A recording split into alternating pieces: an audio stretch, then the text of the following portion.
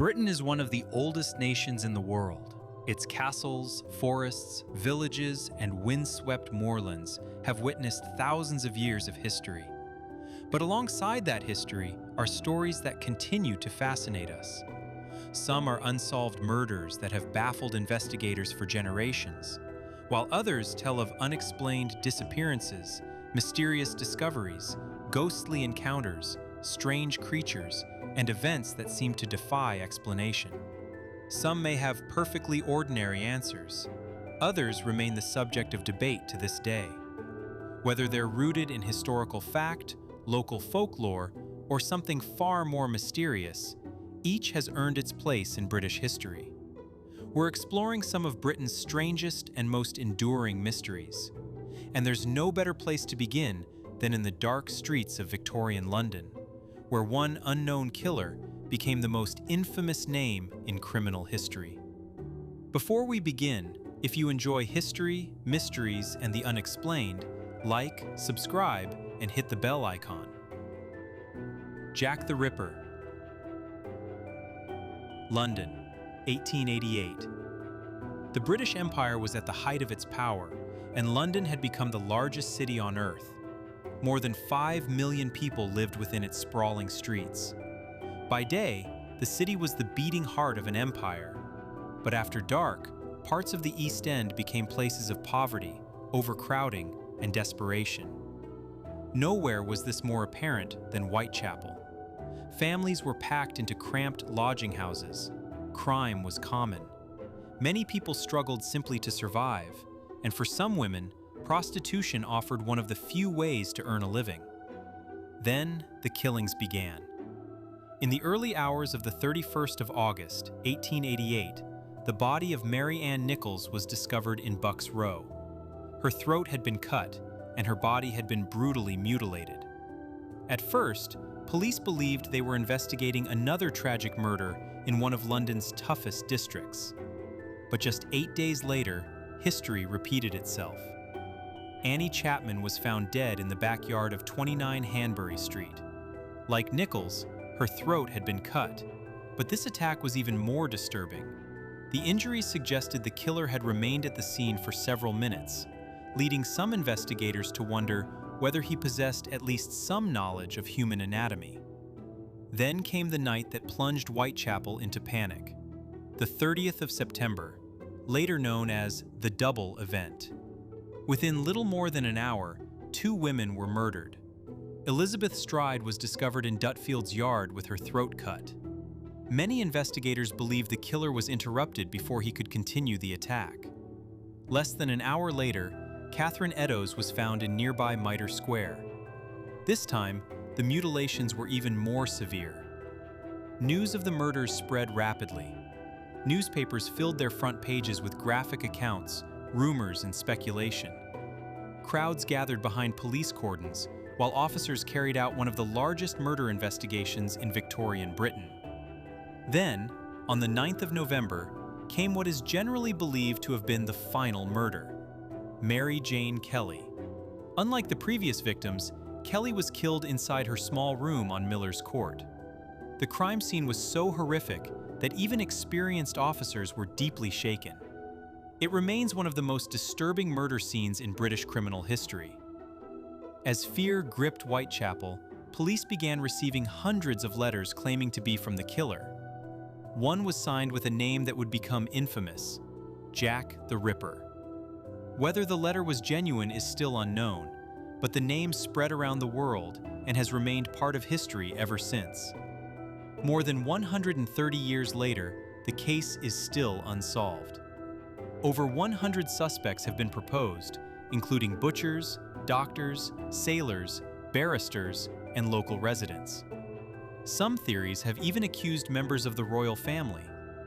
In recent decades, modern forensic techniques and DNA analysis have led to several claims that the killer had finally been identified.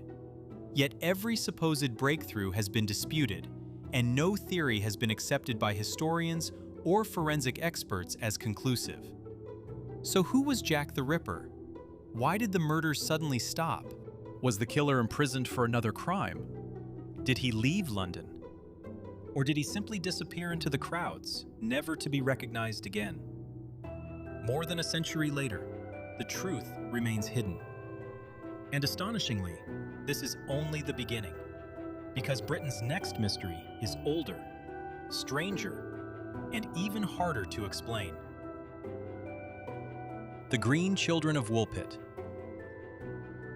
Imagine walking through the English countryside and discovering two children unlike anyone you had ever seen. Not because of the clothes they wore, not because of the language they spoke, but because their skin carried a noticeable green tint. It sounds like the beginning of a fairy tale, yet the story of the Green Children of Woolpit has been recorded for more than 8 centuries and remains one of Britain's most enduring mysteries. Unlike many medieval legends, this story wasn't first written down centuries after it supposedly happened. It appears in the accounts of Ralph of Coggeshall and William of Newburgh, 2 chroniclers writing within decades of the events they described. Whether every detail is true is impossible to know, but the story has unusually early historical sources, making it one of medieval England's most intriguing accounts. The story begins during the 12th century in the quiet Suffolk village of Woolpit. The village took its name from deep pits known as wolf pits, which were dug to trap wolves that still roamed parts of medieval England. According to 2 medieval chroniclers, villagers harvesting their crops near one of these wolf pits discovered 2 frightened children, a young boy and a young girl. Apart from the unusual green hue of their skin, the children appeared completely human. Even stranger, neither child spoke a language that anyone in the village could understand. The villagers took them into their care, but the children refused every meal they were offered. Bread, meat, even cooked vegetables. At first, they refused every food they were offered, eating only raw broad beans when they eventually discovered them growing in the fields. Eventually, they began to accept other foods, and as the weeks passed, something remarkable happened. As they began eating a more varied diet, the green hue of their skin slowly faded. As the girl learned to speak English, she finally explained where she believed they had come from. She described a place called St. Martin's Land, where the sun never shone directly. Instead, the land existed in a constant twilight, with another, brighter country said to lie beyond a great river. She claimed that while tending her family's cattle, she and her brother had heard the sound of church bells. Curious, they followed the noise into a cave. When they emerged, they were no longer in their own world. They were in England. Sadly, the boy became ill and died not long after arriving. The girl survived, eventually losing her green complexion and living an otherwise ordinary life. But her extraordinary account has fascinated people ever since. So what really happened? Many historians believe the children may have been Flemish orphans. During the 12th century, conflict in eastern England left some Flemish settlements devastated, and orphaned children could have become lost in unfamiliar countryside. Their unusual language may simply have been Flemish, while the green color of their skin could have been the result of severe malnutrition, a condition that can sometimes give the skin a pale greenish tint. Others believe the story became embellished over the centuries, gradually transforming into folklore. But the more extraordinary theories refuse to disappear. Some believe the children wandered from a hidden underground world.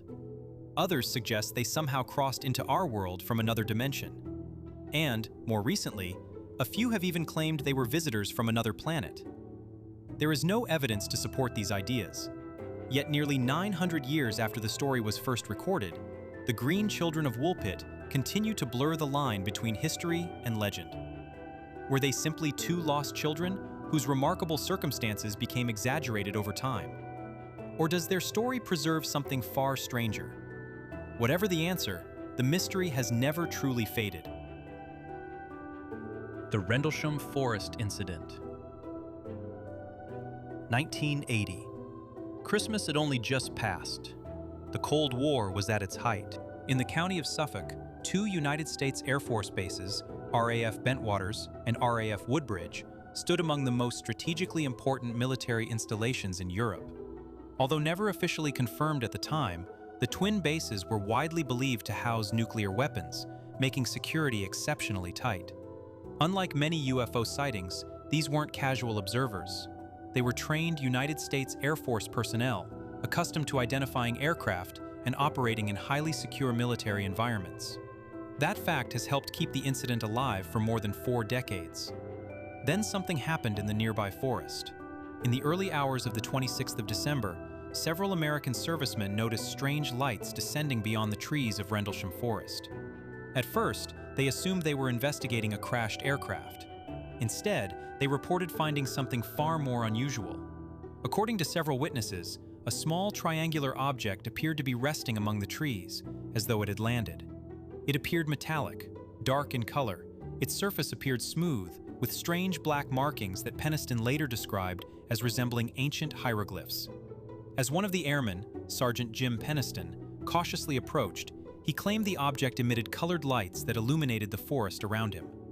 Penniston later said he reached out and touched the craft before it silently rose through the trees and accelerated away at extraordinary speed. The following morning, investigators returned to the site. They reported finding 3 small indentations in the ground arranged in a triangular pattern. Nearby branches appeared damaged. Investigators also took radiation readings. Some were slightly above local background levels, although later analysis suggested the differences were not significant. 2 nights later, Lieutenant Colonel Charles Halt, the deputy base commander, decided to investigate personally. 2 nights later, Halt led a team back into Rendlesham Forest. He carried a tape recorder throughout the investigation, documenting events as they unfolded. Remarkably, the audio recording made during Halt's investigation still survives, allowing people to hear the events unfold in real time. Moving through the forest, the patrol reported seeing a bright object beyond the trees. Halt described a glowing red light surrounded by blue and yellow colors. It appeared to pulse. It moved silently through the woods. Then, according to those present, it suddenly broke apart into several smaller white lights. Some appeared to fall into the forest. Several witnesses believed the beams were directed towards the ground. The incident became known as Britain's Roswell. Unlike many UFO stories, this one involved trained military personnel, multiple eyewitnesses, an audio recording made during the investigation, and an official memorandum written by Lieutenant Colonel Halt shortly afterwards. But not everyone agrees that something extraordinary occurred. Skeptics argue that the first object was simply the beam from the nearby Orford Ness Lighthouse, visible through the trees at regular intervals. The bright star Sirius and other celestial objects may have been mistaken for moving lights in the night sky. The marks found on the ground could have been left by animals, and the elevated radiation readings were reportedly no higher than normal background levels. Even today, opinions remain sharply divided. Some believe Rendlesham Forest holds some of the strongest evidence ever recorded for an unidentified flying object. Others see it as a perfect storm of misidentification, expectation, and coincidence. More than 40 years have passed since those strange nights in Rendlesham Forest. The witnesses have never changed the core of their story. The recordings still exist. The official memorandum remains on record. Yet no explanation has satisfied everyone. Was it an elaborate misunderstanding? A secret military experiment? Or did a group of trained servicemen witness something beyond our understanding? Whatever the truth, the Rendlesham Forest Incident remains one of Britain's greatest unexplained events. Bella in the Wych Elm. April 1943. The Second World War still gripped Britain. Deep inside Hagley Wood in Worcestershire, 4 local boys were wandering through the woodland, searching for birds' nests. One of them spotted an old wych elm. Curious, he climbed the tree and peered into its hollow trunk. What he saw stopped him cold: a human skull. Fearing they would get into trouble for trespassing on private land, the boys made a pact to tell no one. But secrets like that rarely stay hidden. The following day, the discovery was reported to the police. When investigators searched the tree, they uncovered the almost complete skeleton of a young woman, concealed inside the hollow trunk. One hand was missing. Several months later, it was discovered buried nearby. The victim had likely died around 18 months earlier, placing her death sometime in October 1941. Forensic examination revealed a piece of taffeta fabric lodged deep inside her mouth. Investigators concluded she had most likely died from suffocation before her body was hidden inside the tree. Despite extensive inquiries, no one could identify the woman. Then, more than a year later, the mystery took an unexpected turn. In March 1944, a message appeared, scrawled in white chalk on a wall in nearby Birmingham. Who put Bella down the Wych Elm? No one knew who had written it. Soon afterwards, the same haunting question began appearing on walls across the West Midlands. For the first time, the unknown victim had a name, Bella. But who was she? Over the decades, investigators have explored numerous possibilities. One of the leading theories suggests Bella may have been Clara Bauer, a German-born woman who reportedly disappeared during the war. However, no evidence has ever conclusively linked her to the body. Others have suggested Bella may have been a refugee, a victim of wartime espionage, or someone whose disappearance simply went unnoticed during the chaos of the Second World War. Perhaps the strangest theory involves the missing hand. Some believed it pointed to an ancient occult practice known as the Hand of Glory. But historians generally dismiss this idea, as there is no credible evidence connecting Bella's death to ritual activity. More than 80 years later, the case remains unsolved. Bella's true identity has never been confirmed. Her killer was never found. And perhaps the greatest mystery of all, who painted those chilling words across the walls of the Midlands? Who put Bella down the Wych Elm? To this day, no one knows. The Loch Ness Monster. Hidden among the mist-covered hills of the Scottish Highlands lies a loch unlike any other. Dark, cold, and almost impossible to see beneath its surface. For centuries, people have claimed that something lives in its depths. Stretching for almost 24 miles, Loch Ness is the largest body of freshwater in the United Kingdom by volume. In fact, it contains more freshwater than every lake in England and Wales combined. At its deepest point, the loch reaches around 230 meters. Peat washed down from the surrounding hills stains the water a dark brown, reducing underwater visibility to just a few meters. If there were anywhere for a mystery to survive, this would be it. The earliest written account associated with the legend dates to the late 7th century. In his biography of Saint Columba, written around the year 697, the monk Adamnan described an event said to have taken place more than a century earlier. According to the account, Saint Columba encountered a fearsome creature in the River Ness around the year 565 AD. As the beast approached one of his followers, Columba made the sign of the cross and commanded it to leave. Whether the story records a real encounter, a religious miracle, or simply medieval storytelling is impossible to know. But it shows that tales of mysterious creatures in these waters stretch back more than 14 centuries. Then, for well over 1,000 years, very little was written about the creature. Until 1933. Driving along the newly improved road beside Loch Ness, George Spicer and his wife reported seeing an enormous animal crossing the road directly in front of their car before disappearing into the loch. According to the couple, it had a large body, a long neck, and moved unlike any animal they had ever seen. Their account made headlines across Britain. Within weeks, newspapers were reporting fresh sightings almost daily as more witnesses came forward claiming they too had seen something strange in the water. The legend had escaped the Highlands. Now, the whole world was watching. The following year brought what appeared to be the strongest evidence yet. A London physician named Robert Kenneth Wilson released a photograph showing what looked like a long-necked creature rising from the water. It quickly became known as the surgeon's photograph, despite Wilson not actually being a surgeon. For the next 60 years, many believed it was the clearest proof that the Loch Ness Monster existed. Then, in 1994, everything changed. The photograph was revealed to be an elaborate hoax involving a small model mounted on a toy submarine. One of the most famous pieces of evidence had disappeared overnight, yet the sightings continued. Over the decades, scientists have searched Loch Ness using sonar, underwater photography, remotely operated vehicles, and extensive scientific surveys. Millions of pounds have been spent trying to solve the mystery. In 2018, an international team led by Professor Neil Gemmell analyzed environmental DNA collected from the loch, searching for evidence of every major species living beneath its surface. The study found no evidence of large reptiles or unknown aquatic animals. Instead, researchers suggested that some sightings could potentially involve unusually large eels, although this remains only one possible explanation. Others believe witnesses may have mistaken floating logs, unusual waves, boat wakes, or changing light conditions for a living creature. Yet none of these explanations has brought the debate to an end. Perhaps there never was a monster. Perhaps every sighting has an ordinary explanation.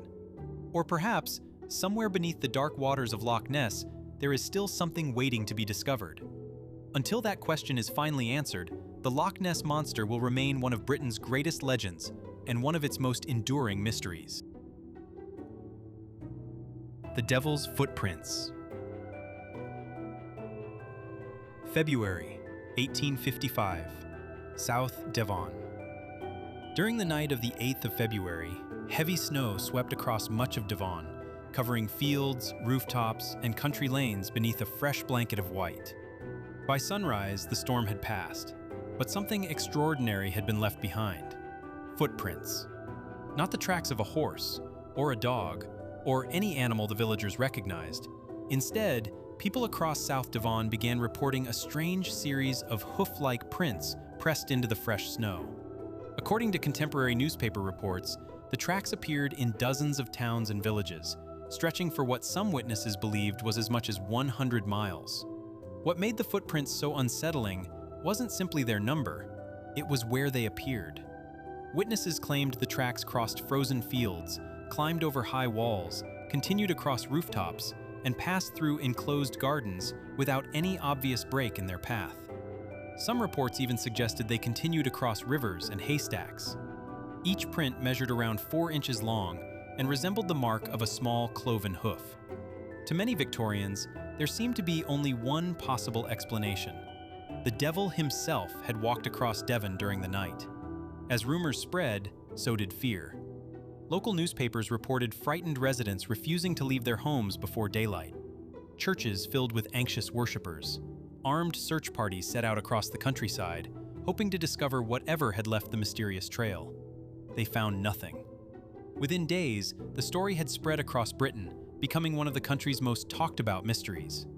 Over the years, countless explanations have been proposed. Some researchers believe the reports described ordinary animal tracks altered by thawing and refreezing snow, making them appear far larger and stranger than they really were. Others have suggested the prints may have been left by badgers, otters, or other small mammals traveling across the frozen landscape. Many historians also believe the story grew as it spread, with separate sets of unrelated tracks gradually woven together into a single, extraordinary narrative. Yet no single explanation accounts for every report. What we do know is that on the morning of the 9th of February, 1855, people across Devon genuinely reported discovering strange, hoof-like footprints in the fresh snow. Exactly what created them has never been established. More than 170 years later, the Devil's Footprints remain one of Britain's most enduring, unexplained events. Whether they were the product of unusual weather, misidentified animal tracks, or something far stranger, the mystery has never truly disappeared. The Disappearance of Lord Lucan. November 1974. In one of London's most exclusive neighborhoods, a violent attack inside an elegant townhouse would become one of Britain's greatest unsolved mysteries. By the end of the night, one woman was dead. Another had narrowly escaped with her life, and the man accused of the attack had vanished forever. Richard John Bingham, better known as Lord Lucan, was a British aristocrat with a reputation for charm and wealth. But behind the glamorous public image, his life was beginning to fall apart. His marriage had collapsed, he was heavily in debt, and he was locked in a bitter custody battle over his children. On the evening of the 7th of November, the family's nanny, Sandra Rivet, entered the basement of the family home at 46 Lower Belgrave Street. She was brutally attacked and killed. A short time later, Lord Lucan's estranged wife, Veronica, also entered the basement. She too was attacked. Despite suffering serious injuries, Veronica fought back, escaped into the street, and raised the alarm. She later identified Lord Lucan as the man who had attacked her. Within hours, he had disappeared. The following day, his abandoned Ford Corsair was discovered near Newhaven in East Sussex. Inside, investigators found bloodstains consistent with Sandra Rivet and Veronica Lucan, along with a length of lead pipe wrapped in tape, believed to have been used in the attack. Then, the trail went cold. Despite an international manhunt and decades of investigation, Lord Lucan was never found. Some believe he took his own life soon after abandoning the car, his body lost in the English Channel. Others believe he escaped abroad with help from wealthy friends, living the rest of his life under a false identity. Over the years, alleged sightings placed him everywhere from Australia to South Africa, New Zealand, and India. None were ever confirmed. In 1975, an inquest concluded that Lord Lucan had murdered Sandra Rivet. But because he had disappeared, he never stood trial, and the case was never heard before a criminal court. In 1999, he was officially declared legally dead, yet no body has ever been found. Nearly 50 years later, one question still remains. Did Lord Lucan die shortly after the attack? Or did one of Britain's most wanted fugitives somehow disappear, never to be seen again? Whatever the answer, the disappearance of Lord Lucan remains one of the most extraordinary mysteries in modern British criminal history. The Hexham Heads, 1971. The quiet market town of Hexham, Northumberland. While digging in the garden of their family home, two young brothers uncovered an unexpected discovery. Buried beneath the soil were two small stone heads. Each measured only a few inches high. Their faces were crudely carved, with hollow eyes, flattened noses, and unsettling expressions. No one knew who had made them, or how long they had been buried there. At first, the discovery attracted little attention, but according to the family, strange things began happening soon after the heads were brought inside the house. The children claimed they heard unexplained noises during the night. Some family members reported vivid nightmares. Others believed objects had moved on their own. Whether these events were genuine, coincidence, or simply the result of growing fear has never been established. As the story spread, the heads came to the attention of archaeologist Dr. Anne Ross. She believed they resembled the carved stone heads sometimes associated with Celtic culture, although she never claimed they were authentic ancient artifacts. The mystery deepened when paranormal investigator Frank Hyde took possession of the heads. Hyde later claimed his family experienced disturbing events of their own, including reports of a large wolf-like creature wandering through the house at night. These claims have never been independently verified, and no physical evidence was ever found. Skeptics argue that the entire story grew through suggestion and repeated retelling. Others believe the heads may simply have been modern carvings that became surrounded by folklore. Then came one final mystery. At some point, after changing hands several times, the original Hexham Heads disappeared. Their whereabouts remain unknown. Whether they were nothing more than ordinary stone carvings or objects that inspired one of Britain's strangest paranormal legends, the Hexham Heads continue to puzzle believers and skeptics alike. The Princes in the Tower. London, 1483. Two young princes entered the Tower of London. Neither was ever seen again. More than 500 years later, nobody knows what became of them. When King Edward IV died unexpectedly, his 12-year-old son Edward became the rightful heir to the English throne. His younger brother Richard, Duke of York, remained by his side. Before Edward's coronation, both boys were taken to the Tower of London.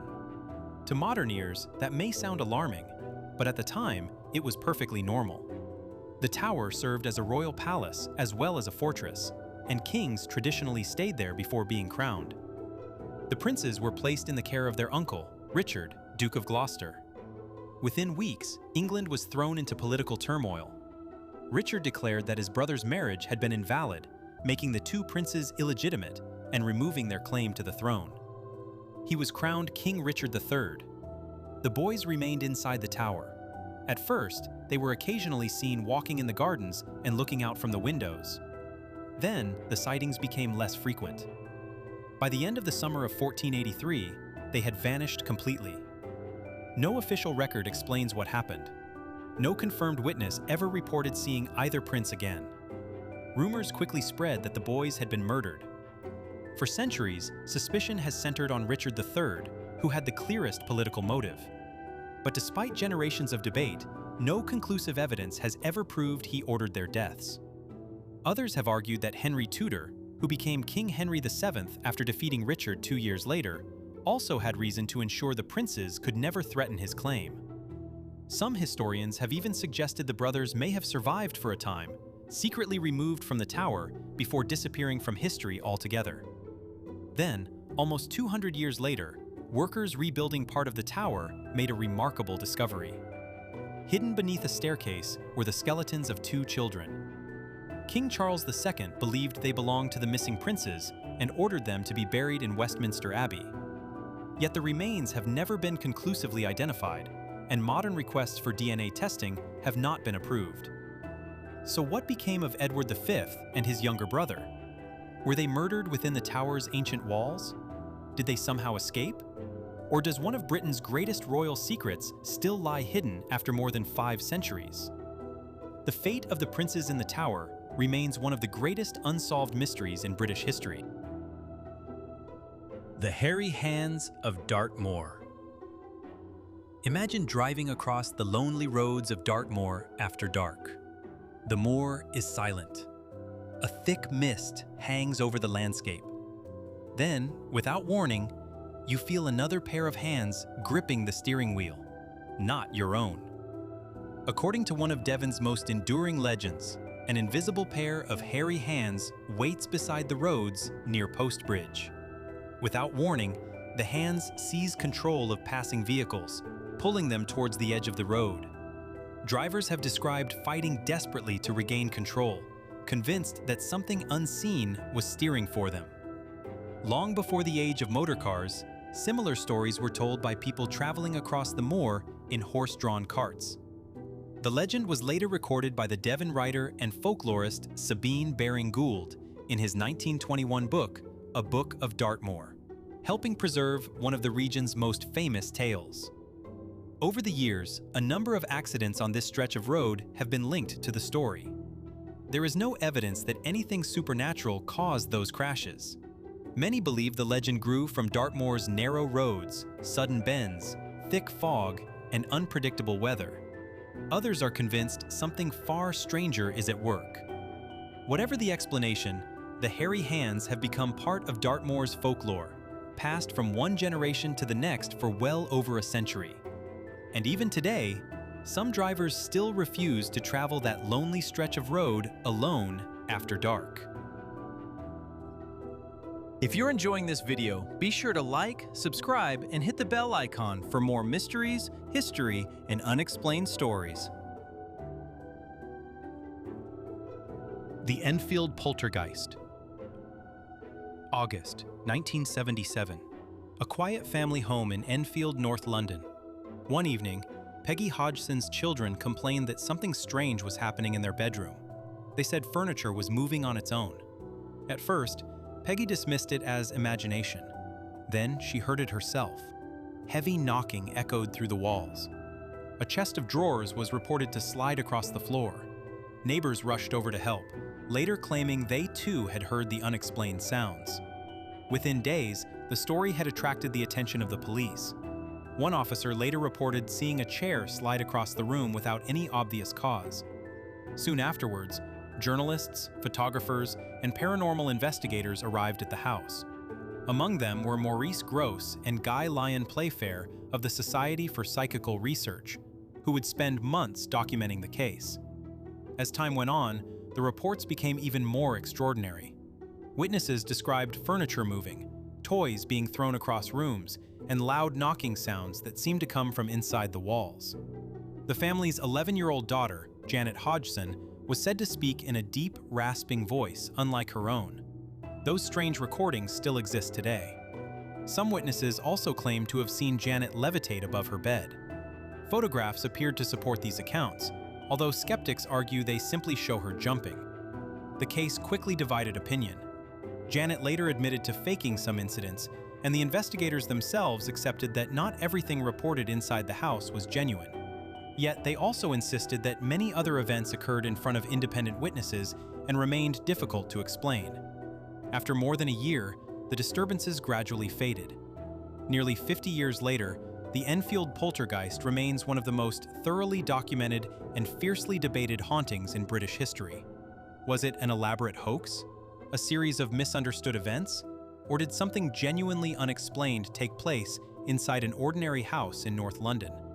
Whatever the answer, the Enfield Poltergeist continues to divide opinion to this day. Royston Cave. September 1742. In the busy market town of Royston, Hertfordshire, workmen were digging a hole to erect a market stall when their tools struck solid stone. Beneath the ground lay a large millstone, covering a narrow vertical shaft. Curious, they lowered a candle into the darkness. Its flickering light revealed something no one knew existed. A hidden chamber, carved deep into the chalk beneath the town. When the cave was finally entered, it was found to be almost completely filled with earth and rubble. As the debris was cleared, an extraordinary sight emerged. The walls were covered with intricate carvings, saints, crucifixes, angels, religious figures, and mysterious symbols whose meaning remains uncertain. The cave itself was unlike any ordinary cellar. It was carved into a distinctive bell shape, suggesting it had been carefully planned rather than created by chance. But by whom? And for what purpose? No one knows. Some historians believe it may have been a medieval chapel or a private place of worship. Others have suggested it was used by a religious order, perhaps even the Knights Templar, whose lands once lay nearby. Yet, despite decades of research, no evidence has ever confirmed that connection. Other theories propose the cave served as a hermitage, a storehouse, or a secret meeting place. Each idea explains part of the mystery. None explains it completely. Nearly 3 centuries after its accidental discovery, Royston Cave continues to puzzle archaeologists and historians alike. Who carved this remarkable chamber beneath the streets of an ordinary English town? And why did they hide it so carefully? For now, those answers remain buried in the darkness. The Beast of Bodmin. Across the rugged landscape of Bodmin Moor, one question has lingered for decades. What is the large black animal that so many people claim to have seen? Witnesses have described a powerful cat with a sleek black coat, a long tail, and movements unlike those of any ordinary domestic animal. The legend of the Beast of Bodmin came to national attention during the late 1970s and 1980s, when reports of mysterious big cat sightings began appearing across Cornwall. Farmers, walkers, police officers, and local residents all claimed to have encountered the elusive creature. Some reported seeing what looked like a black leopard crossing open moorland. Others discovered livestock that they believed had been attacked by a large predator. As the reports continued, public fascination only grew. In 1995, the Ministry of Agriculture, Fisheries, and Food launched an official investigation into the sightings. After examining witness reports and evidence from Bodmin Moor, investigators concluded there was no proof of a breeding population of big cats living in Cornwall. However, they also acknowledged that the presence of an occasional escaped or released exotic cat could not be ruled out. That conclusion has done little to settle the debate. Sightings continue to be reported to this day. Some are almost certainly cases of mistaken identity. Others remain unexplained. So what are people really seeing? An unusually large feral cat? An escaped exotic pet? Or could a big predator have survived unnoticed on Britain's wild moorlands? Whatever the answer, the Beast of Bodmin remains one of Britain's most enduring cryptid mysteries, proving that sometimes the greatest legends refuse to disappear. The Fairy Coffins. 1836, Arthur's Seat, Edinburgh. While hunting rabbits on the rocky slopes overlooking the city, 3 young boys made a discovery unlike anything they had expected. Hidden inside a narrow crevice in the rock was a tiny, secret chamber. Inside lay 17 miniature wooden coffins. Each measured only a few inches long, and inside every one was a small carved figure, carefully dressed in handmade clothing. The coffins had been arranged in neat rows, hidden so carefully that they may never have been intended to be found. Who placed them there, and why, remains a mystery. No records mention who carved them or when they were hidden, although historians generally believe they date from the early 19th century. Over the years, countless theories have emerged. Some believe they were created as private memorials for the dead. Others suggest they formed part of an unknown ritual or folk tradition. One popular theory links the coffins to the notorious Burke and Hare murders, which took place in Edinburgh just a few years before the discovery.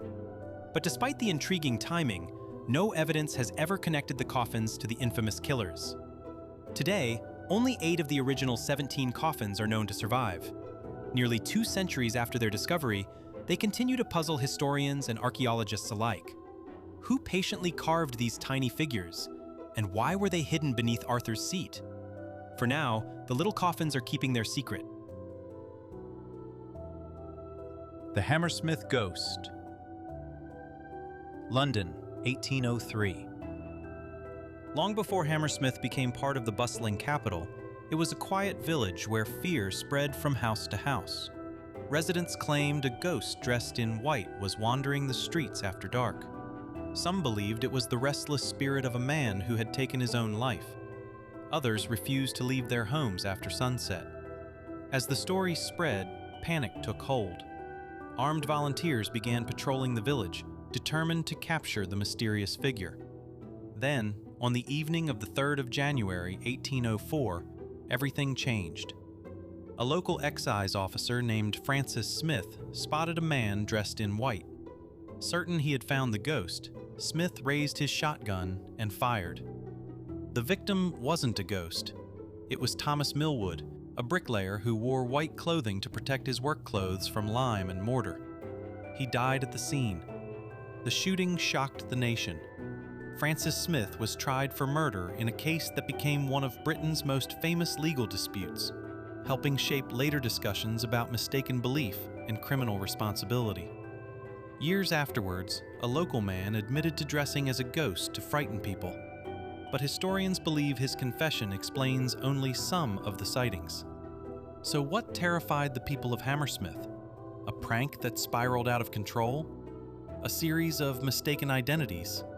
Or something that has never been fully explained? More than 2 centuries later, the Hammersmith ghost remains one of Britain's strangest and most tragic legends. The Cerne Abbas Giant. Carved into a hillside in Dorset is one of Britain's most extraordinary landmarks. A giant figure cut directly into the white chalk.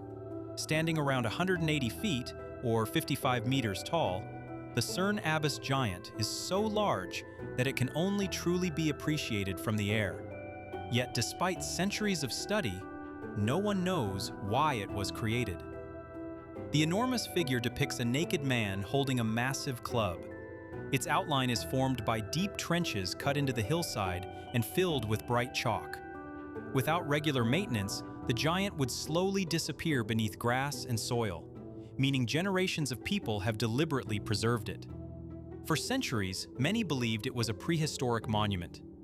Others claimed it represented the legendary Hercules or an ancient fertility god. But recent scientific dating tells a different story. Researchers now believe the giant was most likely created during the late Saxon period, sometime between around AD 700 and 1100. Even so, the discovery answered only one question. It created another. Why? No written record explains who carved the giant or what it was meant to represent. Was it a religious symbol, a political statement, or part of a forgotten local tradition? No one can say for certain. More than 1,000 years later, the Cerne Abbas Giant still dominates the Dorset landscape. Not because we know its story, but because we don't. Kitty J's grave. On the lonely moorlands of Dartmoor lies a grave with no name, no headstone, no inscription. Just a small, grassy mound beside an old track exposed to the wind and rain. Yet almost every day, fresh flowers appear there. No one knows who leaves them. The grave is known as Kitty J's grave, and for generations, it has been surrounded by one of Dartmoor's most poignant legends. According to local folklore, Kitty was a young servant girl who became pregnant outside marriage. Rejected by her community and overcome with despair, she is said to have taken her own life. The story claims she was buried alone on the open moor because at the time, those who died by suicide were often denied burial in consecrated ground. But history tells a different story. No records have ever confirmed that Kitty J was a real person. Even the name Kitty J appears to have become attached to the grave long after the legend began. What remains is the grave itself, and the flowers. Someone still visits this lonely resting place, quietly leaving fresh blooms before disappearing again. Whether it is an act of remembrance, a tradition passed through generations, or simply a gesture of compassion, no one knows.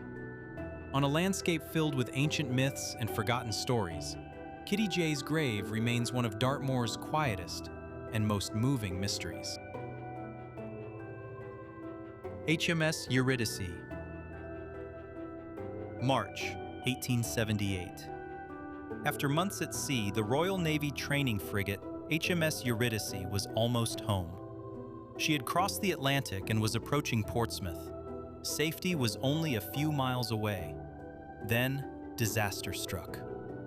On the afternoon of the 24th of March, a sudden snow squall swept across the Solent with little warning. Powerful winds caught the ship under full sail, forcing her sharply onto her side. Water rushed through the open gun ports. Within minutes, HMS Eurydice capsized and disappeared beneath the waves. Hundreds of people watched helplessly from the shore. Of the more than 360 people on board, only 2 survived. It remains one of the deadliest peacetime disasters in Royal Navy history. The official inquiry concluded that the violent squall, combined with the ship carrying too much sail and her open gun ports, caused the tragedy. Yet one question has never completely faded. How could such an experienced crew be overwhelmed so quickly, so close to home? In the years that followed, local sailors began telling a different story. On misty evenings, some claimed they could still see the ghostly outline of HMS Eurydice gliding silently across the Solent before disappearing into the sea once again. Whether those sightings were tricks of the light, maritime folklore, or something more mysterious has never been proven. But one thing is certain. The loss of HMS Eurydice left a scar on Britain's maritime history that has never truly faded. The Great Mull Air Mystery.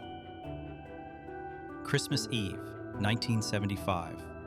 On the Isle of Mull, an experienced pilot climbed into a small aircraft for what should have been a short night flight. He was never seen alive again. Peter Gibbs was no ordinary pilot. He had flown Spitfires during the Second World War and had logged more than 2,000 flying hours. After dinner at the Glenforsa Hotel, he unexpectedly decided to take off alone in a hired Cessna from the island's unlit airstrip. Guests watched as the aircraft disappeared into the darkness. It never returned. An extensive search followed. No trace of Gibbs, no trace of the aircraft. Then, 4 months later, a shepherd made a remarkable discovery.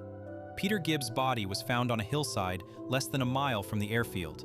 His aircraft was still missing. Even stranger, there were no injuries to suggest he had fallen from the sky, and the post-mortem concluded he most likely died from exposure. The mystery only deepened. If he had survived the flight, where was the plane? Years later, divers reported finding what was believed to be the wreckage of a small aircraft beneath the waters off Mull, but it was never conclusively identified as Gibbs's Cessna, and the discovery failed to explain how he reached the hillside where his body was found. Nearly 50 years later, no definitive explanation has emerged. Did Peter Gibbs successfully escape a crash before succumbing to the freezing winter conditions? Or does the Isle of Mull still hold the final secrets of one of Britain's strangest aviation mysteries? The Flannan Isles Lighthouse Mystery. December 1900. On a remote island off the west coast of Scotland, a lighthouse suddenly went dark. For ships crossing the Atlantic, it was an alarming sight. For the 3 lighthouse keepers stationed on Aileen Moor, it would be the last sign they ever left behind. Bad weather delayed the relief vessel for several days. When relief keeper Joseph Moore finally reached the island on the 26th of December, something felt wrong immediately. No one was waiting on the landing. no one answered his calls. The island was completely silent. Inside the lighthouse, everything appeared strangely ordinary. The beds had been slept in. The lamp had been cleaned and prepared. The clock had stopped. One set of waterproof oilskins still hung by the door, suggesting at least one keeper had gone outside without essential protective clothing. But the three men themselves had vanished. A search of the island found nothing. No footprints, no bodies, no sign of a struggle. Investigators later discovered severe storm damage at the island's western landing. Iron railings had been twisted. A heavy supply box had been torn from its moorings. The official inquiry concluded that the keepers had probably gone outside to secure equipment before being swept into the sea by an enormous wave. It remains the most widely accepted explanation. Yet the mystery has never completely disappeared. Why did all three men leave the lighthouse at the same time, when regulations normally required one keeper to remain inside? Why was one man's oilskin left behind? And if the weather had already become so dangerous, why risk venturing onto the exposed cliffs at all? Over the years, stories of ghosts, sea monsters, and mysterious logbook entries have become part of the legend. But none of those tales is supported by the historical evidence. The real mystery needs no embellishment. More than 125 years later, nobody knows exactly what happened to the three keepers of Aileen Moor. And on stormy nights, when the waves crash against the cliffs below the empty lighthouse, it's easy to understand why their disappearance still captures the imagination today. Thanks for watching.